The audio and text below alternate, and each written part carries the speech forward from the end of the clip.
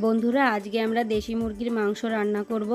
তো দেশি মুরগির মাংস রান্না করার জন্য পরিমাণ মতো আদা, রসুন, জিরে, শুকনো লঙ্কা মিক্সিতে পেস্ট করে নিয়েছি।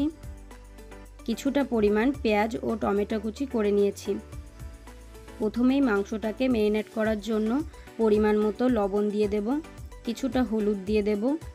এবারে পেস্ট করে রাখা মশলার অর্ধেকটা মাংসের মধ্যে দিয়ে দেব। প্রথমেই দিয়ে দেব জিরে পেস্ট, আদা রসুন পেস্ট এবং শুকনো লঙ্কার পেস্ট। অবশেষে কিছুটা সরষের তেল দিয়ে মাংসের সঙ্গে ভালো করে মশলাগুলোকে মাখিয়ে নেব। এভাবে ম্যারিনেট করে 20 মিনিট মতো রেখে দেব।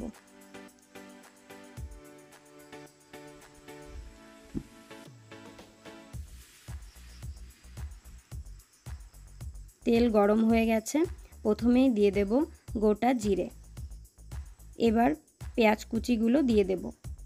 পেঁয়াজ কিছুটা লাল লাল করে ভাজা হলে দিয়ে দেব আদা রসুন পেস্ট। এরপর দিয়ে দেব জিরে পেস্ট। ভালো করে মিশিয়ে নিয়ে দিয়ে দেব টমেটো কুচি।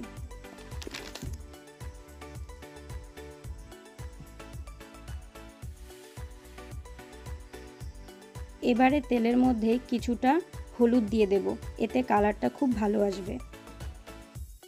দেখুন কি সুন্দর কালার হয়েছে। এবার লঙ্কার পেস্ট দিয়ে দেব। এবার মশলাটাকে ভালো করে কষিয়ে নেব। দেখতেই পাচ্ছ মশলাটা খুব সুন্দর কষানো হয়েছে, মশলা থেকে তেল ছেড়ে এসছে।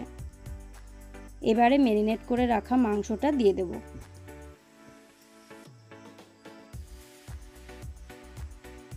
ভালো করে মশলার সঙ্গে নেড়েচেড়ে মিশিয়ে নেব। যেহেতু দেশি মুরগি একটু শক্ত হয়, তাই ঢেকে ঢেকে মাংসটা সেদ্ধ করে নিলে মাংসটা খুব সফট হবে।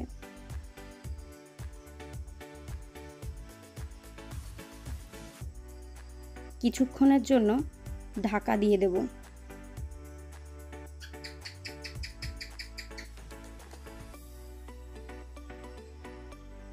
মাঝে মাঝে ঢাকাটা খুলে নেড়েচেড়ে দিতে হবে, না হলে নিচে লেগে যাওয়ার সম্ভাবনা থাকে।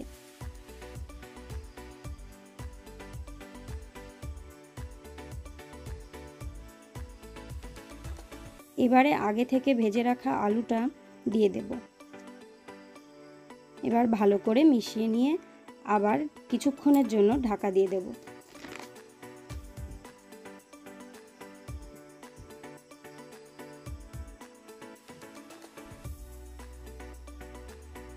দেখো মাংসটা কি সুন্দর কষানো হয়ে গেছে, কালারটাও খুব সুন্দর হয়েছে। এবার পরিমাণ মতো জল দিয়ে দেব।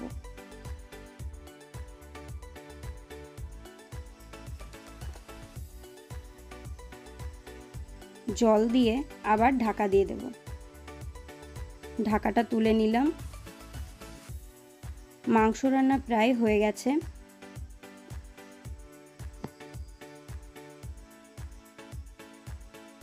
এবার কিছুটা গরম মশলা দিয়ে নেড়েচেড়ে নামিয়ে দেব।